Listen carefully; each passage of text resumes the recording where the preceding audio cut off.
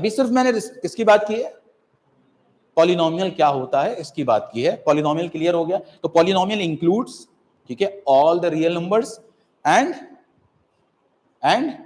algebraic expression in which all variables carry non-negative integral powers। Clear हो गई बात। अब जब आप पॉलिनोमियल को सीख गए तो यहां पर देखिए आपने कई पॉलिनोमियल देखे, ये पॉलिनोमियल, ये पॉलिनोमियल, ये पॉलिनोमियल, ये भी पॉलिनोमियल, ये भी, ये भी, ये भी, ये सारे पॉलिनोमियल जो आपको दिखाई दे रहे हैं ये और ये बड़े मुख्तलिफ हैं एक दूसरे से, बड़े डिफरेंट है। अब यहां पर आपको आगे बढ़ने से पहले यह सीखना होगा कि ये पॉलिनोमियल इससे, या ये पॉलिनोमियल इससे, या ये पॉलिनोमियल इससे, या ये पॉलिनोमियल, यानी कि ये एक दूसरे से कैसे मुख्तलिफ हैं, कैसे अलग हैं। तो देखिए पॉलिनोमियल्स को अलग अलग बेसिस पर बहुत प्रॉपर तरीके से डिवाइड कर दिया गया, क्लासिफाई कर दिया गया। तो सबसे पहले किन बेसिस पर, अब मैंने कहा कि भाई ये लड़का बहुत अच्छा है, अब बाकी दूसरे वाले जेलस होंगे क्यों अच्छा है, तो अब मैंने पूरी बात नहीं की, बस मैंने कितना कहकर छोड़ दिया अच्छा है। भाई अखलाकन अच्छा है, पढ़ने में अच्छा है, खेलने में अच्छा है, कैसे अच्छा है।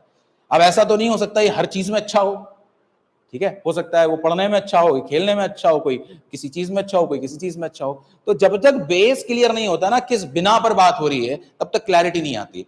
नॉर्मली आप बातचीत में बेस को पकड़ने की कोशिश करते हैं, लेकिन पढ़ाई लिखाई में भागते हैं। बड़ी बेसिक सी बात कह रहा हूं मैं आप लोगों से। तो पॉलिनोमियल को अलग अलग बेसिस पर क्लासिफाई किया गया है, तो सबसे पहले वही समझना जरूरी है कि वो कौन से बेसिस हैं, ठीक है।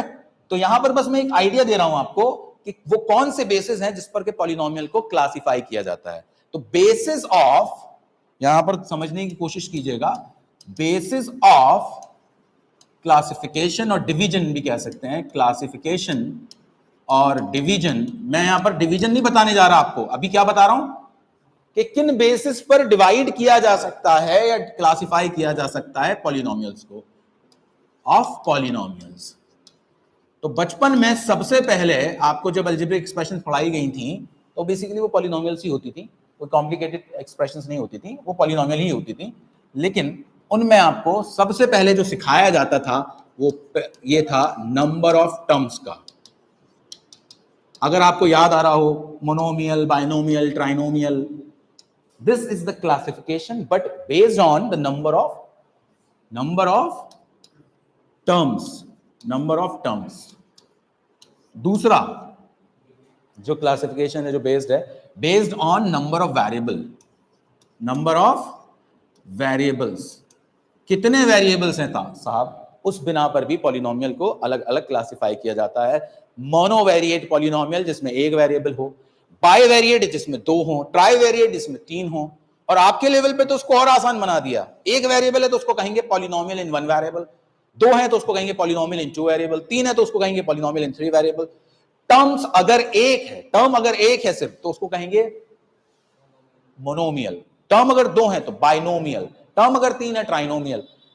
सिर्फ तस्करा किया है, बता मैं भी बेसिस रहा हूं, ठीक है, क्या बेस है, ठीक है। तीसरी चीज जो आती है वो सबसे इंपॉर्टेंट है जिस पर क्लासिफिकेशन बेस्ड होते हैं, वो होती है डिग्री। तो यहां पर हम क्या क्लियर करेंगे